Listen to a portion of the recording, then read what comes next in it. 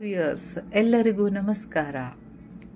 ನಾವು ಮನೆಗಳಲ್ಲಿ ಬಾಳೆಕಂಬ ಮತ್ತು ಮಾವಿನ ಸೊಪ್ಪು ಏಕೆ ಕಟ್ಟಬೇಕು ಅನ್ನೋ ವಿಷಯ ಈ ವಿಡಿಯೋನಲ್ಲಿ ನೋಡಿ ತಿಳಿಯಿರಿ.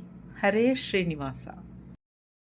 ಕಲ್ಯಾಣೋತ್ಸವ ಮಾಡಿರೋದು ಏನಪ್ಪಾ ಅಂದ್ರೆ ಆ ಧ್ವಜಪಟವನ್ನ ಮೇಲೆ ಹಚ್ಚಿ ಇಲ್ಲಿ ಎಲ್ಲಾ ದೇವತೆಗಳು ಕೂಡ ಆಹ್ವಾನವನ್ನು ಮಾಡಿರ್ತೀವಿ. ನಮ್ಮ ಮನೆಯಲ್ಲಿ ಒಂದು ಮದುವೆಯಾಗ್ಲಿ ಯಾವುದಾದ್ರೂ ಹಬ್ಬ ಆಗಲಿ ಮಾಡಿದ್ರೆ ಬಾಳೆಕಂಬ ಮತ್ತೆ ಮಾವಿನ ಸೊಪ್ಪು ನಾವು ನಮ್ಮ ಹಿಂದೂ ಪ್ರಕಾರವಾಗಿ ಎಲ್ಲರೂ ಕೂಡ ಮನೆಗೆ ಕಟ್ಟಿರ್ತೀವಿ. ಯಾಕಪ್ಪ ಅಂದ್ರೆ ಆ ಮಾವಿನ ಸೊಪ್ಪು ಒಳ್ಳೆಯದಕ್ಕೂ ಯೂಸ್ ಮಾಡ್ತೀವಿ, ಕೆಟ್ಟದಕ್ಕೂ ಯೂಸ್ ಮಾಡ್ತೀವಿ. ಬಾಳೆಕಂಬನೂ ಅಷ್ಟೇನೆ. ಆ ಬಾಳೆಕಂಬದಿಂದ ಒಂದು ಮರದಿಂದ ಒಂದೇ ಗೊನೆ, ಆ ಗೊನೆಯಲ್ಲಿ ಎಷ್ಟು ಹಣ್ಣುಗಳು ಬರುತ್ತೆ ಅನ್ನೋದೇ ಆ ಸಂಸಾರದ ವೃಕ್ಷ. ಅದರಿಂದ ಅದನ್ನ ಕಟ್ಟಿರೋದು.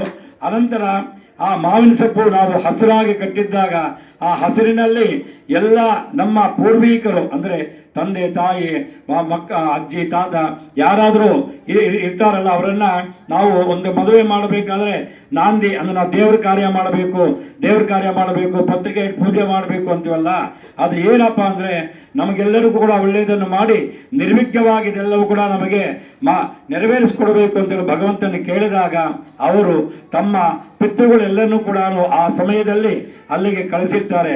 ಅದರಿಂದಲೇ ನಾವೆಲ್ಲರೂ ಮಾವಿನ ಸೊಪ್ಪು ಬಾಳೆಕಂಬ ಕಟ್ಟಿದಾಗ ಅದರಲ್ಲಿ ಅವರು ವಾಸವಾಗಿರ್ತಾರೆ. ಅದನ್ನು ನೋಡ್ತಿರ್ತಾರೆ, ಯಾವ ರೀತಿ ಅವರು ಹಬ್ಬ ಮಾಡ್ತಿದ್ದಾರೆ, ಯಾವ ರೀತಿ ನಮ್ಮ ಮಕ್ಕಳಿಗೆ ಮದುವೆಯನ್ನು ಮಾಡ್ತಿದ್ದಾರೆ ಅನ್ನೋದನ್ನು ನೋಡಿ ಅದನ್ನ ಆಶೀರ್ವಾದವನ್ನು ಕೊಟ್ಟು ಅನಂತರ ಅವರು ತಳ್ಳುತ್ತಾರೆ. ಅದಕ್ಕಾಗಿ ಮಾವಿನ ಸೊಪ್ಪು ಈ ತರ ಬಾಳೆಕಂಬ ನಾವು ಹೇಗೆ ಕಟ್ಟಿರ್ತೀವೋ ಅದೇ ರೀತಿಯಾಗಿ ಇವತ್ತಿನ ದಿನ ಧ್ವಜಪಟವನ್ನು ಹಾರಿಸಿದಾಗ ಎಲ್ಲಾ ದೇವತೆಗಳನ್ನು ಕೂಡ ಆಹ್ವಾನ ಮಾಡಿದ್ದೀವಿ. ಆ ಎಲ್ಲಾ ದೇವತೆಗಳ ಆಹ್ವಾನದಿಂದ ನೀವೇ ಸೇವೆಯನ್ನು ಮಾಡಿದಿರ. ಅವರೆಲ್ಲರ ದೇವರ ಆಶೀರ್ವಾದ ತಮ್ಮೆಲ್ಲರಿಗೂ ಕೂಡ ಬಂದಿರುತ್ತೆ. ಅದರಿಂದ ಸಾಮೂಹಿಕವಾಗಿ ಮಾಡಿರೋದು ಉದ್ದೇಶ. ಅದಕ್ಕಾಗಿ ಎಲ್ಲರಿಗೂ ಸೇರಲಿ ಅಂತೇಳಿ ಇವತ್ತಿನ ದಿನ ಆ ಕಲ್ಯಾಣೋತ್ಸವ ಭಗವಂತನಿಗೆ ನೆರವೇರಿದೆ. ನಾಳೆ ಬ್ರಹ್ಮರಥೋತ್ಸವ ಏನಪ್ಪಾ ಅಂದ್ರೆ ಡೋಲಾಯಮಾನಂ ಗೋವಿಂದಂ ಮಂಚಸ್ಥಂ ಮಧುಸೂದನಂ ರಥಸ್ಥಂ ಕೇಶವಂ ದೃಷ್ಟ ಪುನರ್ಜನ್ಮ ವಿನಶ್ಯತಿ ಅಂತ. ಡೋಲಾಯಮಾನ ಅಂದ್ರೆ ಉಯ್ಯಾಲೆಯಲ್ಲಿ 4 ಚೈನ್ ಆಗಿರ್ತೀವಿ, 4 ಕಡೆ ಅದರಲ್ಲಿ ದೇವರು ಆಡ್ತಾ ಇರ್ತಾರೆ. ಅದನ್ನ ದರ್ಶನ ವಾಕ್ಯವನ್ನು ಪಡಿಬೇಕು. ಆ 4 ಚೈನ್ ಏನಪ್ಪ ಅಂದ್ರೆ 4 ವೇದಗಳು ಅಂತ ಹೇಳಿ ಋಗ್ವೇದ, ಯಜುರ್ವೇದ, ಸಾಮವೇದ, ಅಥರ್ವಣ ವೇದದಲ್ಲಿ ಭಗವಂತನು ಉಯ್ಯಾಲೆಯನ್ನು ಆಡ್ತಾ ಇದ್ದಾನೆ ಅನ್ನುವ ಅರ್ಥವಾಗಿ ಉಯ್ಯಾಲೆ ಆಡಿಸೋದು. ಅದಕ್ಕೆ ಮನೆಯಲ್ಲಿ ಉಯ್ಯಾಲೆ ಇರಬೇಕು ಅನ್ನೋದನ್ನ, ಯಾಕಂದ್ರೆ ಯೋಗ ಅನ್ನೋದು ಅದರಲ್ಲೇ ಬರುತ್ತೆ ಅಂತ. ಅದರಿಂದ ಉಯ್ಯಾಲದಲ್ಲಿ ಭಗವಂತನನ್ನ ದರ್ಶನ ಭಾಗ್ಯವನ್ನು ಪಡಬೇಕು. ರಥಸ್ಥಂ, ರಥ ಅಂದ್ರೆ ನಮ್ಮ ಶರೀರವೇ ಒಂದು ರಥ, ನಮ್ಮ ತಲೆಯ ಭಾಗವೇ ಕಲಶ, ಮುಖಭಾಗವೇ ಮೇಲ್ಗಡೆ ಇರುವಂತ ಮಂಟಪ, ಹೃದಯ ಭಾಗವೇ ಭಗವಂತನಿರುವಂತ ಆತ್ಮ.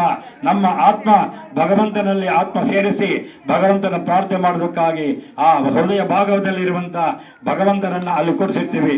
ಕೆಳಭಾಗದಲ್ಲಿ ಇರುವಂತದ್ದು ಕೆಳಗಡೆ ಪಾದಗಳೆಲ್ಲವೂ ಕೂಡ ಅವರ ಕಾಲುಗಳು.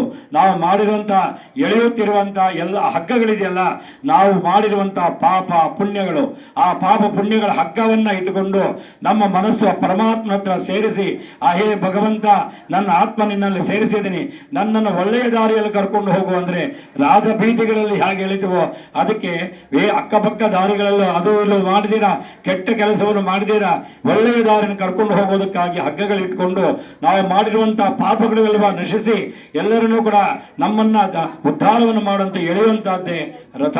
ಅದರಿಂದ ಆ ರಥದಲ್ಲಿ ನಾವು ಮಾಡಿರುವಂತಹ ಪಾಪಗಳನ್ನೂ ಕೂಡ ಕ್ಷಯವನ್ನು ಅದೇ ಹೋಗಲಾಡಿಸಿಕೊಂಡು ಭಗವಂತನ ಪ್ರಾರ್ಥನೆ ಮಾಡಿಕೊಂಡು ಆ ರಥವನ್ನು ಎಳೆದಾಗ ಆ ಭಗವಂತ ಸಾಕ್ಷಾತ್ಕಾರವಾಗಿ ಒಳ್ಳೆಯದನ್ನು ಮಾಡ್ತಾನೆ. ಆದ್ದರಿಂದ ಅದನ್ನು ದರ್ಶನ ಮಾಡು ಅಂತ ಹೇಳ್ತಾರೆ.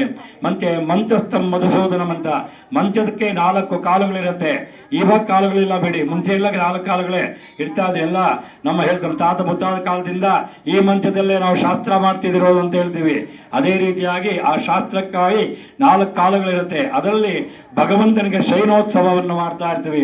ಆ ಶಯನೋತ್ಸವ ಅಂದ್ರೆ ಮಲಗಿರೋದನ್ನ, ಅಂದ್ರೆ 4 ಯುಗಗಳು, ಕೃತಯುಗ, ತ್ರೇತಾಯುಗ, ದ್ವಾಪರಯುಗ, ಕಲಿಯುಗ ಅಂತೇಳಿ 4 ಯುಗಗಳ ಮೇಲೆ ಅವನು ಮಲಗಿದಾನೆ ಅನ್ನೋದು.